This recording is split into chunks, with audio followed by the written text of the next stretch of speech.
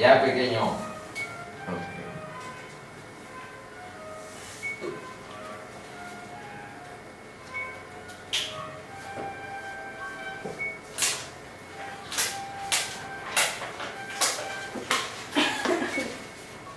Ya. Es que ya lo encendí. Bienvenidos, hermanos, a la sesión número 36. Llevamos 36 semanas ininterrumpidas de buscar en la palabra de Dios la guía para nuestra vida, para edificarnos, para madurar espiritualmente y para conocer con mayor plenitud la belleza de la gracia de Dios. Señor, guíanos. Sin tu guía todo es estéril. Solo que tu espíritu esté presente en esta sesión, habrá edificados. Te rogamos que tú guíes, que no sean criterios humanos, sabiduría humana la que predomine, sino tu presencia, Señor. Te lo pedimos por Jesús. Amén. Amén. ¿Qué estamos viendo? Bueno, en el capítulo 16 estuvimos en un pasaje a donde Pablo y Silas enfrentaron una situación un tanto singular, porque se trata de una chica esclava que explotan, que lucran con ella para que adivine cosas, para que les diga como los horóscopos a las personas y les anticipe pues la buena suerte, su destino, etc. Y entonces vean lo que sucede. Recordemos, esa chica daba voces diciendo: Pablo y Silas son siervos del Dios Altísimo, estos hombres, y anuncian el camino de salvación. El camino de salvación es el Evangelio, no hay otro. El Evangelio es el poder de Dios y hay que clarificarlo. Hay que saber qué es el Evangelio, porque esa es la pauta que Dios nos ofrece a los humanos para que encontremos la mano de Jesús en nuestra vida y encontremos perdón de pecados y salvación. Y sintético, el Evangelio tiene 3 momentos. Uno es el problema, el diagnóstico que la Biblia dice sobre el problema del ser humano, y no otro, porque nuestro diagnóstico es muy diferente al que la Biblia establece. Si nosotros preguntamos cuál es el problema de mayor importancia en la vida social, en el mundo entero, ¿cuál es el problema de mayor importancia? Las respuestas humanas son la pobreza, la violencia, la desigualdad social, la insalubridad o algunas enfermedades que tienen tendencias a convertirse en pandemias. ¿Cuál es el problema de mayor importancia? Si vamos a la Biblia es clara.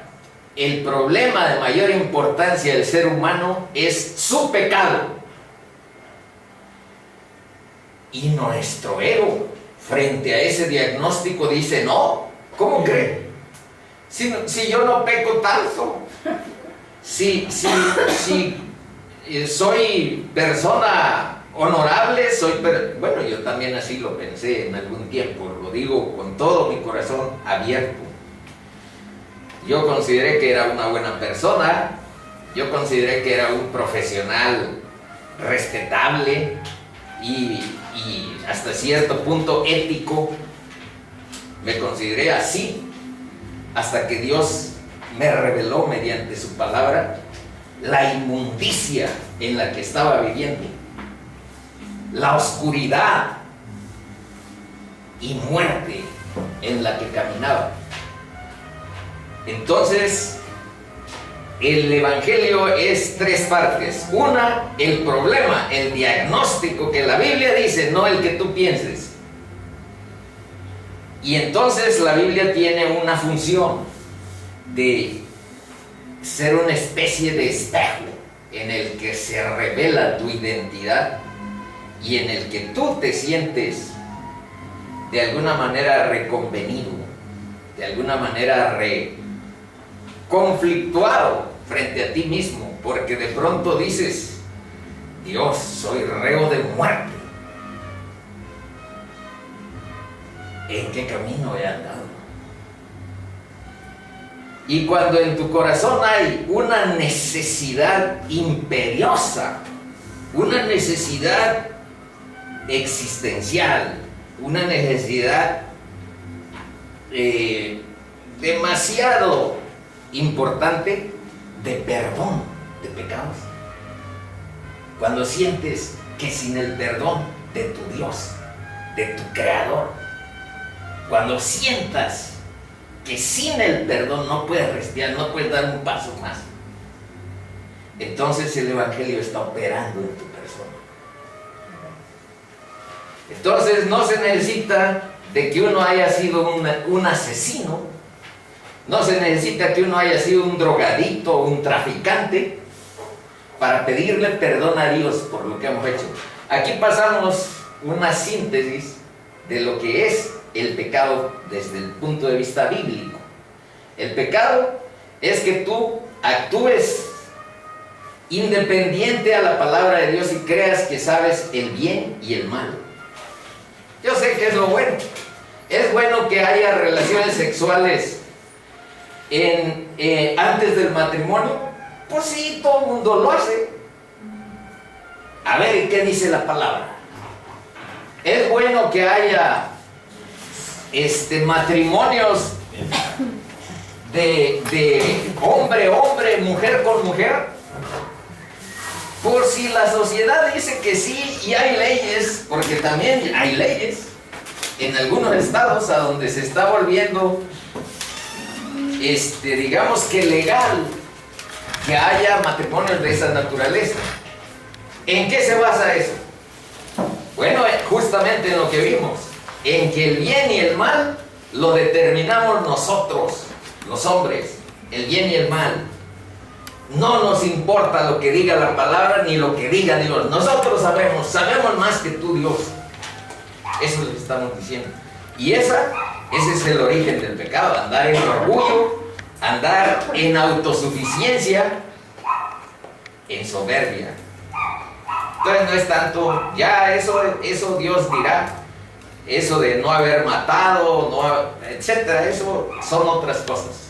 Pero el pecado básico por el cual necesitamos el Evangelio es esa independencia que tú sientes que tienes, porque bueno, yo estudié, yo sé qué me conviene y qué no, sé el bien y el mal, y lo que estudié tiene que ver con la palabra. Pues no, es más, la desconocemos o la aislamos y la marginamos, la dejamos fuera, y entonces sí determinamos más o menos qué nos conviene. Bueno, ese es el origen, y estoy sintetizando el Evangelio.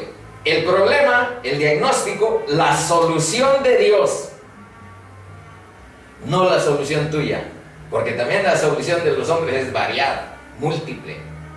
¿Cuáles son las soluciones de los humanos? Edúcate, vete a estudiar una carrera, que por supuesto no es malo. Para ganarnos la vida todos necesitamos trabajar. Por ahí vamos a ver un verso de esos crueles que hay en la Biblia, a donde dice: el que no trabaje, que tampoco coma. El que no trabaje, que tampoco coma. Más adelante lo vamos a ver. Entonces, ¿cuál es la solución de Dios? Porque las soluciones nuestras son variadas. ¿Y cuál es la solución bíblica? Una sola: Cristo Jesús.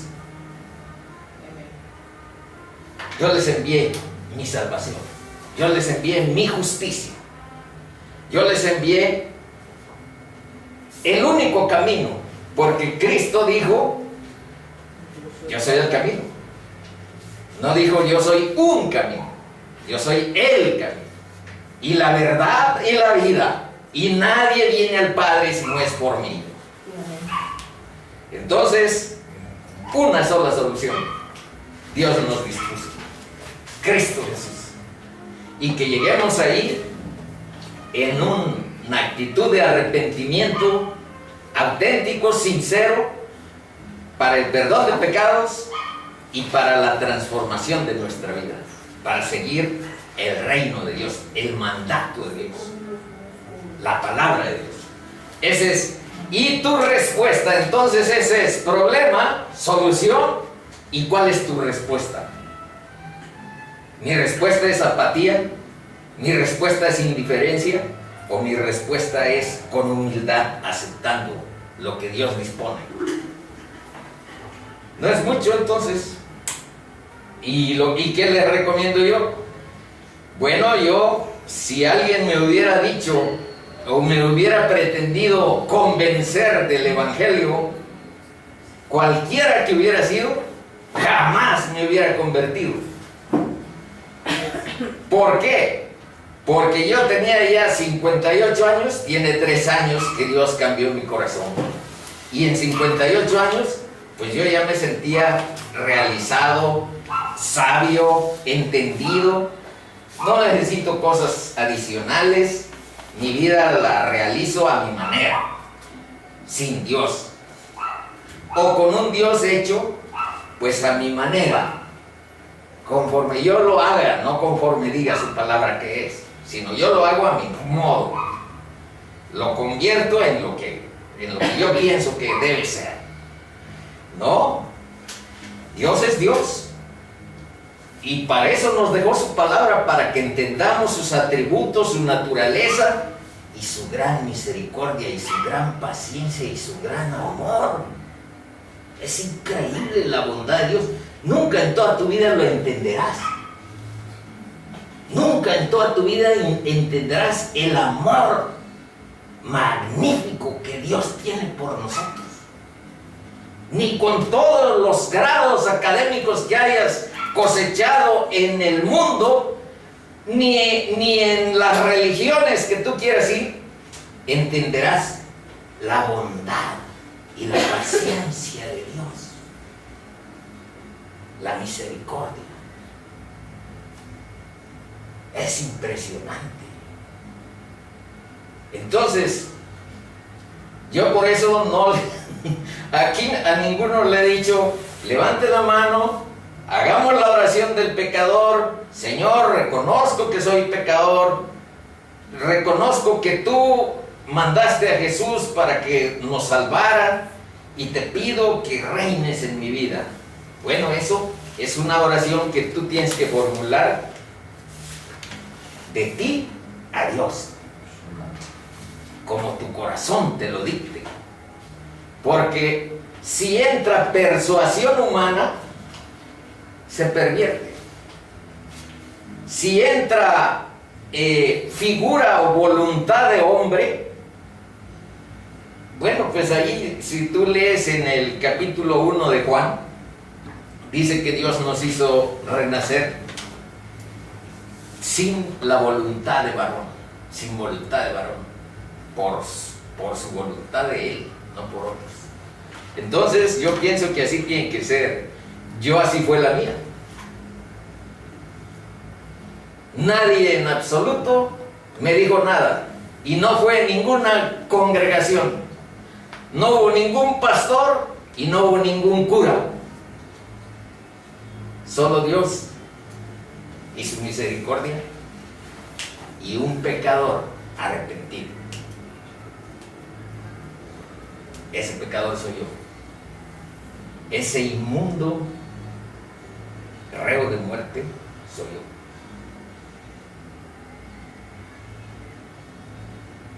Escenario, por eso les digo, en una ocasión me dijo un compañero, un hermano, ¿y tú en dónde te convertiste? Pues yo en el Parque Papagayo, manito. ¿Y esa qué religión? ¿Eso qué congregación es? Pues no sé, Dios está en todo lugar. Así es, amén. Entonces puede ser en tu recámara, donde estés cómodo y puedas hablar con Dios. Dios puede transformar lo que eres. es cuestión de que reconozcas quién eres tú, quién es Él, quién es Cristo. Bueno, vamos a seguir. Esas son las tres cosas que no se les olvide que es el Evangelio: problema, solución de Dios y respuesta tuya, personal. Dios espera una respuesta tuya. Está dicho, el Evangelio está fácil. Te mando en el nombre de Jesús, le dijeron, que salgas de esta chica, y salió en aquella misma hora. Estos hombres, pero ahora vean, los que tenían esclavizada a esa chica, bueno, agarraron por el camino del nacionalismo, por eso les puse estas citas, por el camino del racismo. Pues estos son judíos, nosotros somos ciudadanos romanos. Dice, la chica tenía bebé, esto ya lo vimos. Al perder la fuente de sus ganancias, los acusaban de alborotar la ciudad siendo judíos. Ellos son celosos de sus tradiciones y costumbres. Todos somos celosos de nuestras tradiciones y costumbres. Lo más peligroso que cualquier evangelista como los que estamos viendo, Pedro, Pablo, Silas, etc., lo más peligroso son las costumbres, las tradiciones de las gentes. Porque, por ejemplo, recuerden que el mismo Señor, nuestro Señor, tuvo problemas con los fariseos que le decían, oye, ¿y tú por qué sanas en día sábado? Tú, si un burro se te cae por ahí en el camino, no lo tienes que levantar y llevar, etcétera, etcétera. Si un animal, si una bestia, pues igual. Además les dijo, Dios hizo el sábado para el hombre y no el hombre para el sábado. En otras palabras, es un descanso, es una manera en que tú te dediques a Dios, pero no es para que tú dejes de ser persona. Entonces, dejes de hacer el bien, dejes de ser siervo de Dios, ayudar a los demás. También en sábado se puede. Y bueno, les recuerdo nada más eso de las costumbres. Y aquí están unas expresiones en griego que yo les recomiendo que se aprendan esta. Las demás están bien difíciles. Pero vean, acá arriba en la Reina Valera, que es la Biblia que estamos usando de guía, dice, enseñan costumbres. En realidad la palabra enseñan, cuando se trata del griego, es didaskein, enseñan. Y no dice enseñan en el original, dice proclamando cabalmente, kat agelousin. Esta es el griego original y esta es la transliteración, digamos que a nuestro lenguaje. Y no dice enseñan, dice proclaman cabalmente costumbres. Esta es la palabra que sí se pueden aprender, porque de aquí deriva ética, de aquí deriva el etos, que tiene que ver con un estatus de las profesiones, el etos cultural. Es una palabra muy usual. Y luego, recibir, dice, proclaman costumbres que nosotros no debemos recibir, Entonces son celosos de sus tradiciones, fieles a Roma, hacen ahí en la ciudad de Filipos negocios, tienen dioses, formas de vestir y comer similares, imitando a los romanos. Se consideran una pequeña Roma. De hecho, muchas ciudades de las que estamos viendo se consideran así, como una pequeña Roma. Y no querían otra influencia que afectara su forma de vida. Luego esta nota se las puse porque en el año 49 después de Cristo hubo una especie como de exilio sacaron a muchos judíos de Roma a las orillas del río Tíber. Había miles de judíos que los sacaron, los corrieron, los expulsaron por choque cultural, porque no les gustaba que estuvieran con sus tradiciones y costumbres. No estamos hablando del cristianismo, estamos hablando de judaísmo en relación a esta expulsión. Los cristianos apenas van en camino hacia Roma y hacia todo el mundo. Bueno, les quité una diapositiva donde está el Jesús moderno y el Jesús bíblico, para que analizáramos algo referente a esto. Dice que el nacionalismo es la extraña creencia de que un país es mejor que otro por virtud del hecho de que naciste ahí. Nacionalismo y patriotismo son dos de las fuerzas más maléficas que hemos conocido en este siglo. Este es el siglo XX y se refiere a la Segunda Guerra Mundial, a guerras que parecía que tenían esa motivación, causando más muertes y guerras y destruyendo el espíritu y muchas vidas humanas de manera más masiva que cualquier otra cosa. ¿Y cómo se entiende el nacionalismo? Bueno, George Orwell lo define de la siguiente manera: es la emoción con la que se actúa en nombre de una raza determinada. Nosotros somos romanos, nosotros somos mexicanos, ¿cómo nos vamos a mezclar con guatemaltecos? ¿O cómo vamos a ver como paisanos a los salvadoreños? Nosotros no, somos de Nezahualcóyotl, de Huitzilopochtli, etc. Entonces, es esa emoción. Deben de saber que quienes somos profes o quienes hemos sido profes, de alguna manera estuvimos motivando a la gente. No está funcionando bien ¿verdad? Hemos motivado a nuestra gente a que tengan algo así como amor a la patria. Patria se deriva de dos etimologías, pero latinas. Una es pater, patria, pater, y la otra es terrae, terrae. Entonces, ¿qué significará algo así como patria? Pues, si viene de pater y terrae, significa la tierra de nuestros padres. No, pues, mientras no significa que nosotros queremos imponer a los demás determinada cultura, determinadas formas, pues entonces ser patriota, amar la tierra de nuestros padres, pues no tiene nada de malo. Se constituye en algo opresivo para otros cuando queremos imponer nuestras leyes, nuestras normas, nuestras tradiciones y costumbres como algo sagrado, como algo que hay que seguir a rajatabla. Entonces es cuando se producen las guerras, entonces es cuando se producen las agresiones culturales. Este pueblo ha recibido algunas de esas influencias de carácter un tanto violento.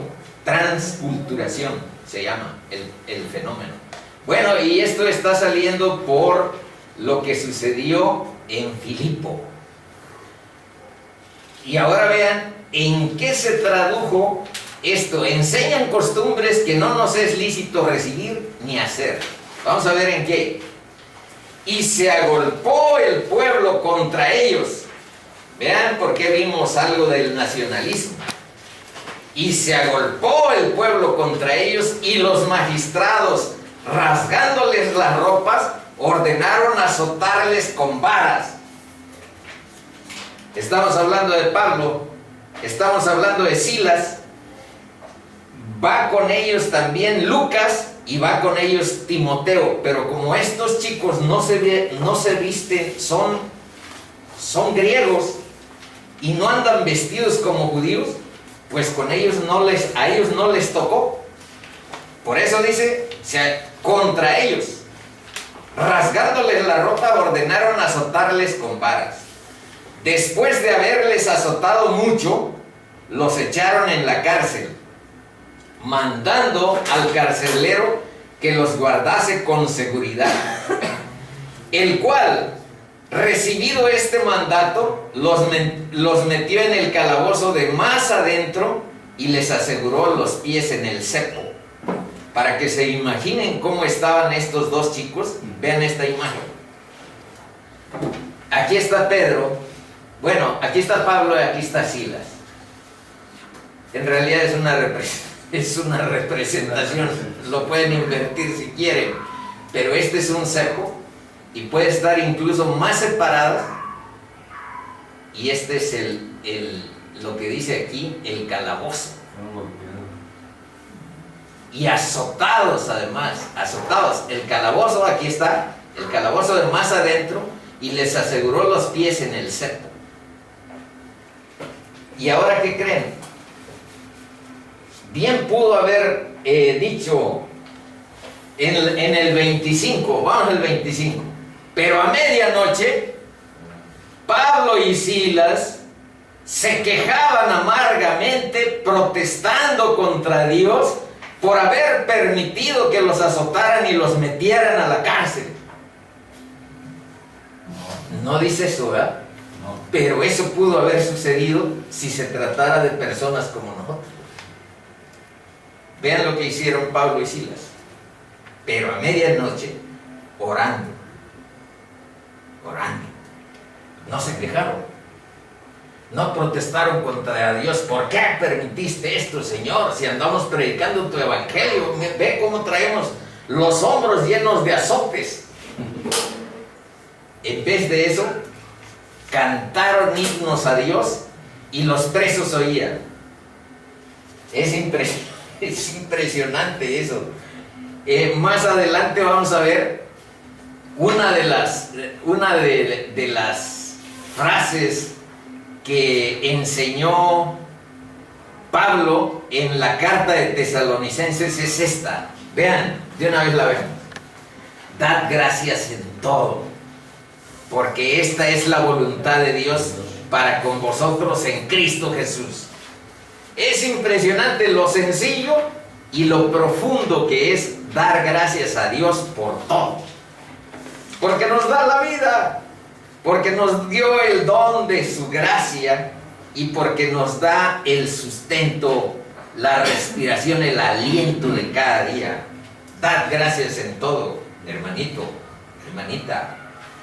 Da gracias a Dios en todo. Y estos chicos aquí nos muestran algo más. Cantaban himnos y los presos los oían. Y ahora vean lo que sucede, ¿eh? Vean lo que sucede.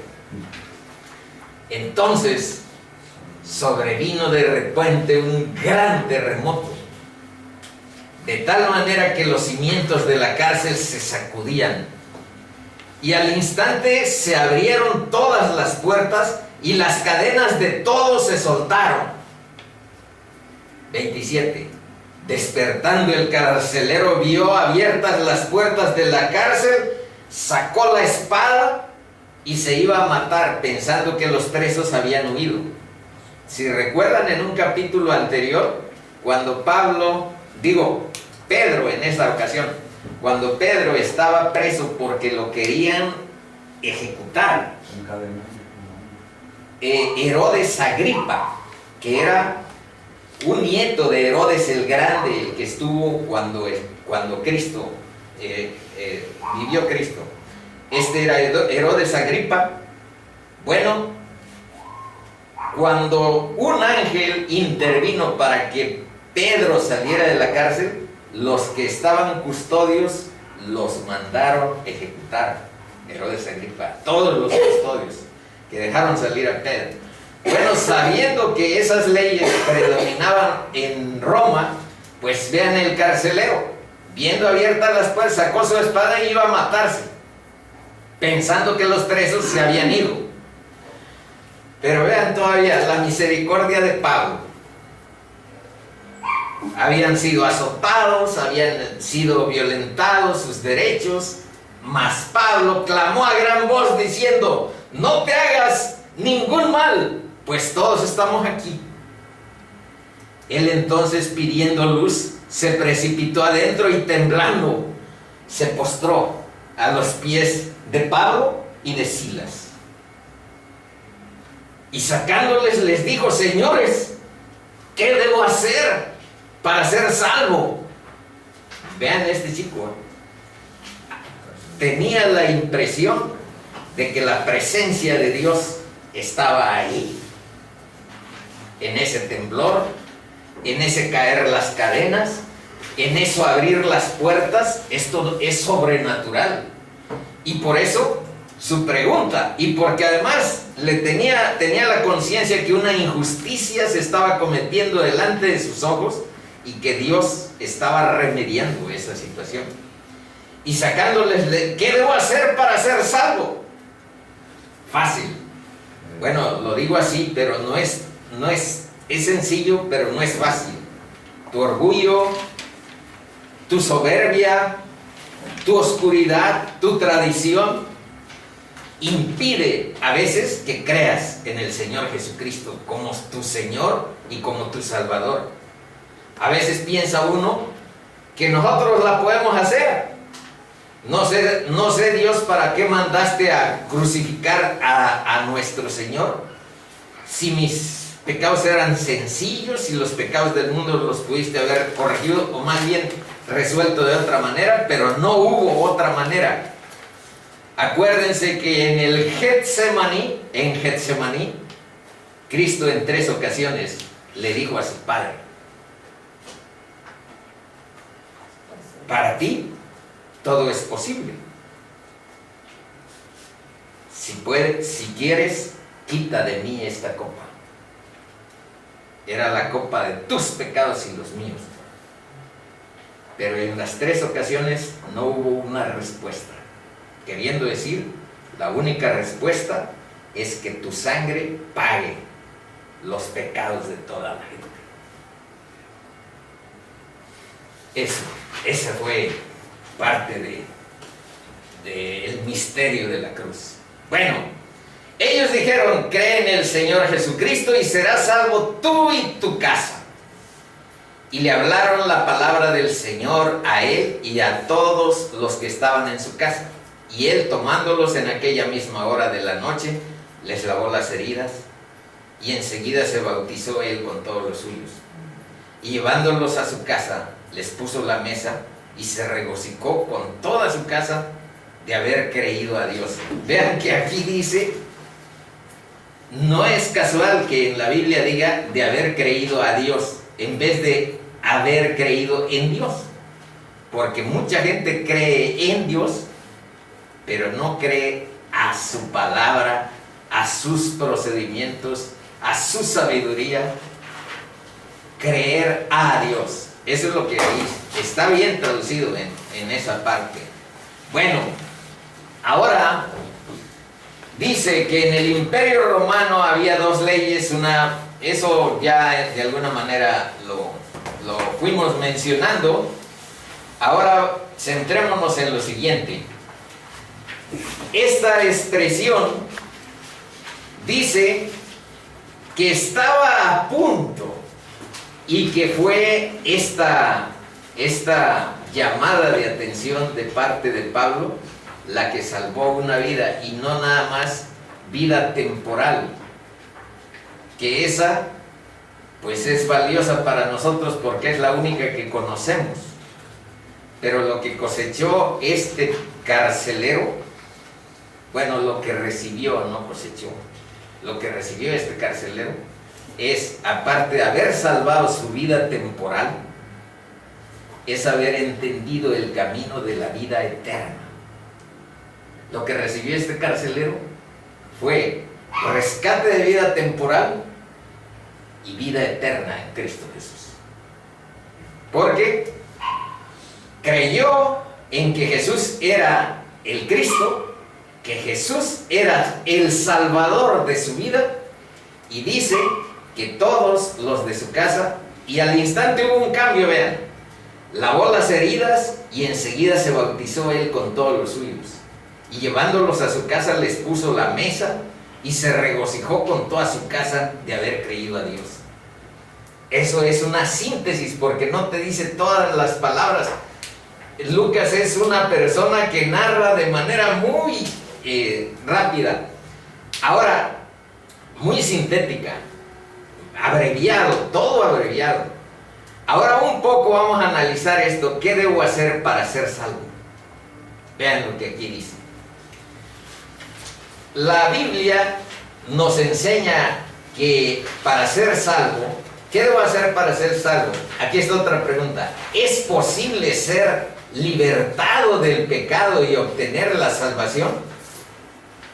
Este esquema ya lo vimos, nada más se los recuerdo. Para ser salvo necesitamos creer en Cristo en el sentido de reconocernos pecadores delante de Él y reconocer que Él es el camino para recibir el perdón, para recibir el don, que quiere decir una dádiva, un regalo de Dios, del Espíritu Santo. Eso significa es una abreviatura. El don, la dádiva, el regalo del Espíritu Santo de Dios y la salvación. Y después de esto, de haber recibido el perdón de pecados, inmediatamente tienes que mostrar frutos del Espíritu en tu vida.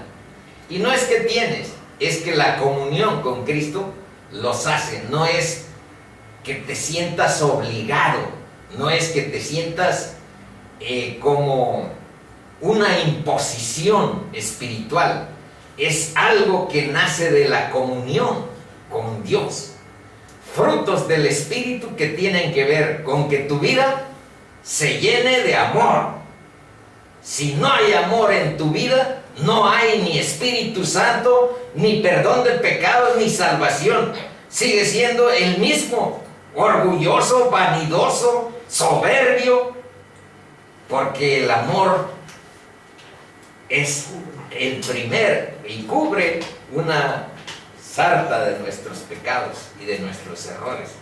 Gozo, paz, paciencia. Ya aquí he mencionado que cuando se trata de paciencia, aquí tengo mi correctora que me dice, cuando me ve medio impaciente y ansioso, me dice de burla: cristiano.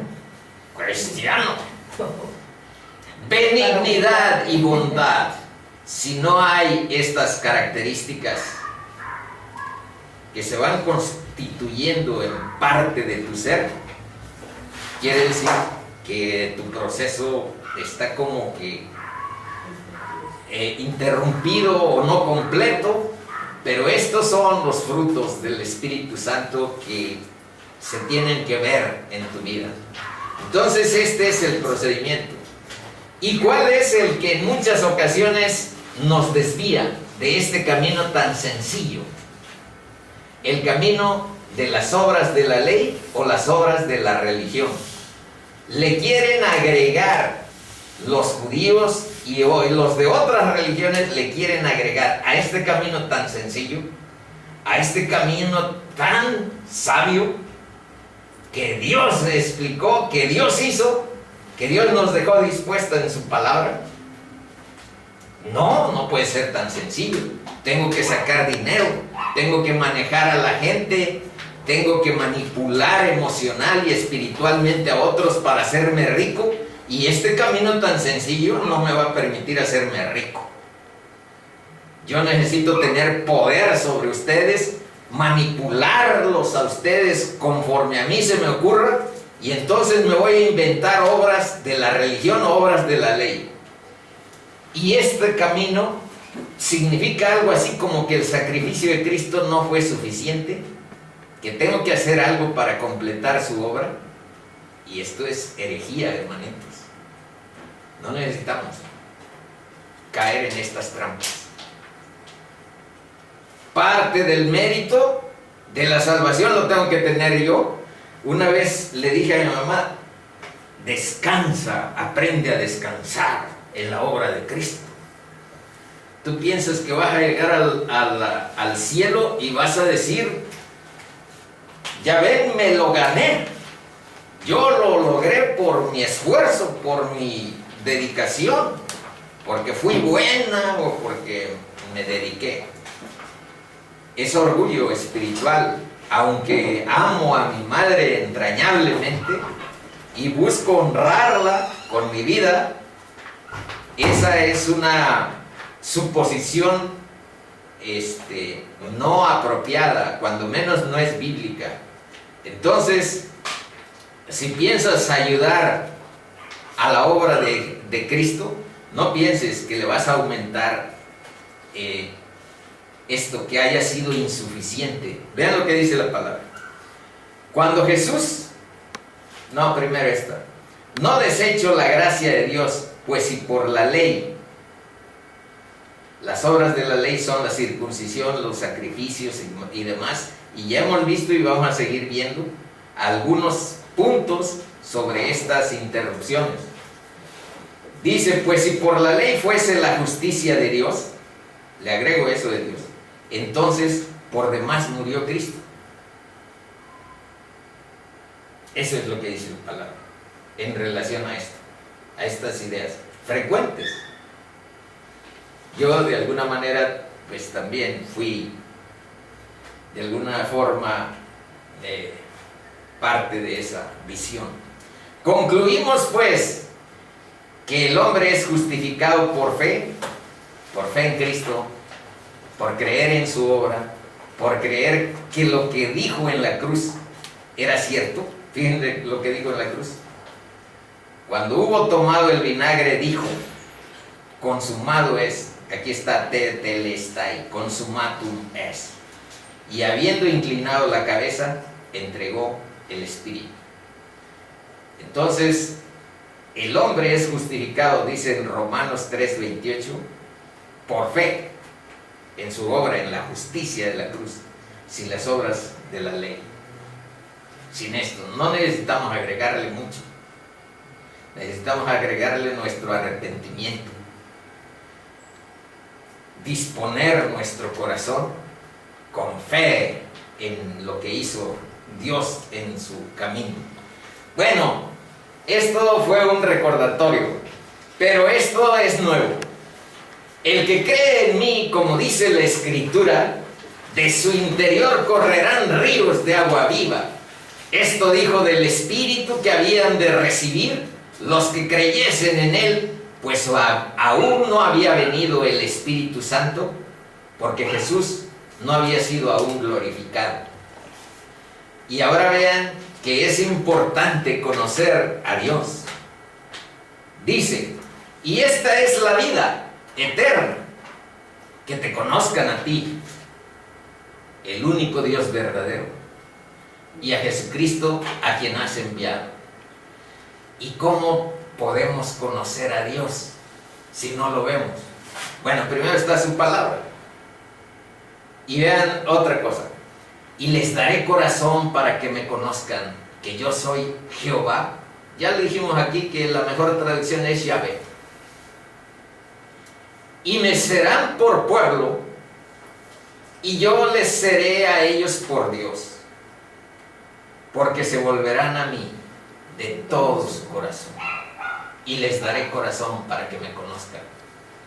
Por eso en la sesión anterior hacíamos subrayado el punto de pedir a Dios que abra nuestro corazón, que nos dé corazón para conocerlo, para entenderlo, para que no sea voluntad humana la que nos guíe, para que sea Dios y su Espíritu el que revele la naturaleza de su palabra.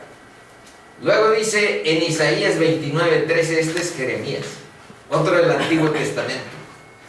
Dice pues el Señor, porque este pueblo se acerca a mí con su boca y con sus labios, me honra, pero su corazón está lejos de mí, y su temor de mí no es más que un mandamiento de hombres. Por eso les decía, hermanitos, este es el camino, y a veces los mandamientos de hombres son los que interfieren en nuestra comunicación con Dios.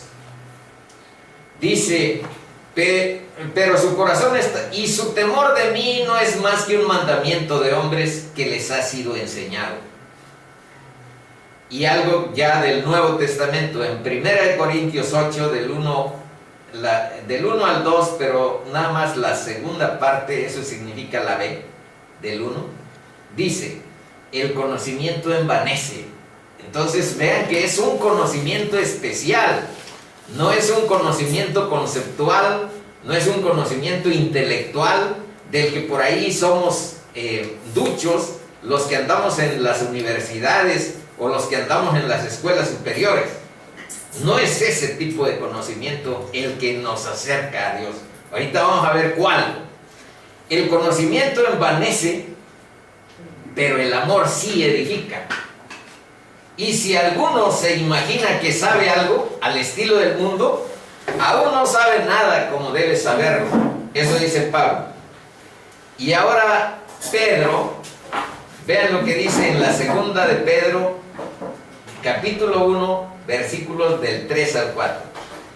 Como todas las cosas que pertenecen a la vida y a la piedad nos han sido dadas por su divino poder, mediante el conocimiento, otra vez conocimiento, de aquel que nos llamó por su gloria y excelencia, por medio de las cuales nos ha dado preciosas y grandísimas promesas, para que por ellas llegaseis a ser participantes de la naturaleza divina, habiendo huido de la corrupción que hay en el mundo a causa de las concupiscencias. Entonces, aquí habla de la vida y de la vida piadosa que nos han permitido Dios mediante el conocimiento de quien nos llamó por su gloria y excelencia. Por medio de ese conocimiento nos ha dado sus promesas de vida eterna, de vivir con Él para siempre. Esas son las grandísimas promesas y preciosas promesas. Y aquí esto de ser participantes de la naturaleza divina, pues es más o menos tener la mente y el corazón que Dios nos da nuevos. Eso es parte de lo que está aquí, de gozo, de paz, de paciencia, de benignidad, de bondad, de fe, que son las formas en que se traduce ese nuevo nacimiento, esa regeneración de nuestra vida. Aquí dice que no es un conocimiento conceptual académico, sino que es un conocimiento vivencial, experimental. Y veamos estos dos que son el cierre del capítulo 16. Dice, así que hermanos,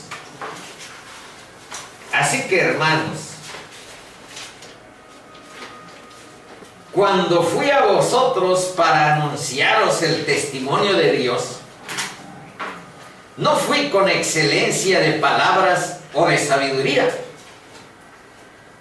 pues me propuse no saber entre vosotros cosa alguna sino a Jesucristo y a este crucificado. Y estuve entre vosotros con debilidad y mucho temor y temblor.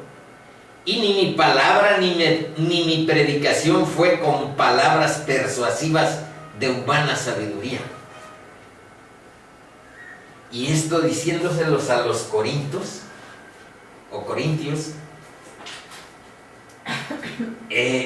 si en Roma lo que más se apreciaba era la oratoria, la retórica, el que tú supieras citar a sus poetas, y más tarde cuando lo veamos en Atenas van a ver que sabe de poesía y sabe de cultura Pablo. Pero vean lo que aquí les está diciendo. Dice, no, me propuse no saber entre vosotros, o sea, de manera deliberada yo no quise hablar de lo que yo sí sé en mi sabiduría humana. Me propuse no saber otra cosa entre vosotras, cosa alguna, sino a Jesucristo y a este crucificado. Y estuve entre vosotros con debilidad y mucho temor y temblor, y ni mi palabra ni mi predicación fue con palabras persuasivas de humana sabiduría. Pero vean lo que sí, eso no, sino con demostración del Espíritu y de poder. Esa es la diferencia de la presencia de la palabra de Dios, el Espíritu y el poder de transformación de nuestras vidas. Ya les digo,